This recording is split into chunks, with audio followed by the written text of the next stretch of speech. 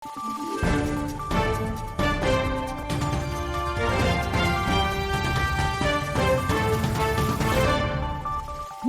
araw, Pilipinas! Ito ang Valiente News hatid sa inyo ng Office of the Vice President. Naalalayan ng tanggapan kamakailan ang isang lola mula sa Santa Rosa, Laguna na may iniindang karamdaman. Ang kanyang kalagayan, alamin natin sa ulat ni Maribeth Adlawan. Patuloy ang pag-alalay ng tanggapan ng pangalawang Pangulo sa mga Pilipinong nangangailangan ng tulong medikal. Kamakailan, kabilang sa mga naalalayan ng Medical Assistance Program ng tanggapan ang senior citizen at taga Santa Rosa, Laguna na si Lola Aurora. 2 taon nang sumasailalim sa dialysis ang lola. Kwento niya, hindi sapat ang kanyang buwanang pensyon upang matustusan ang araw-araw na pangangailangan.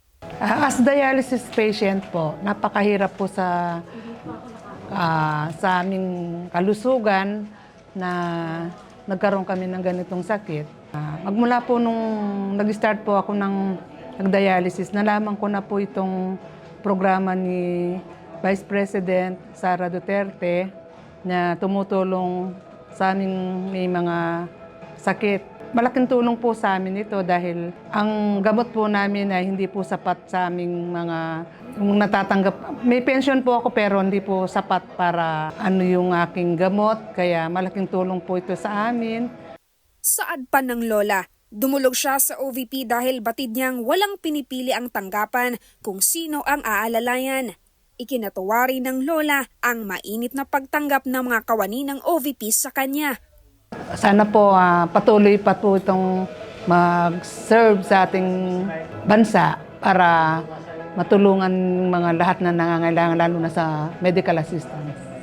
Ako, si Maribeth Adlawan, lahat para sa Diyos, bayan at pamilyang Pilipino. Valiente News.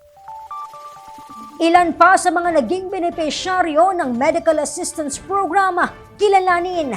Yan at marami pang mga balita ang dapat abangan dito lamang sa Valiente News. Ako si Claudette Loreto para sa makabuluhan, naninindigan at matapang na mga ulat at impormasyon. Maraming salamat.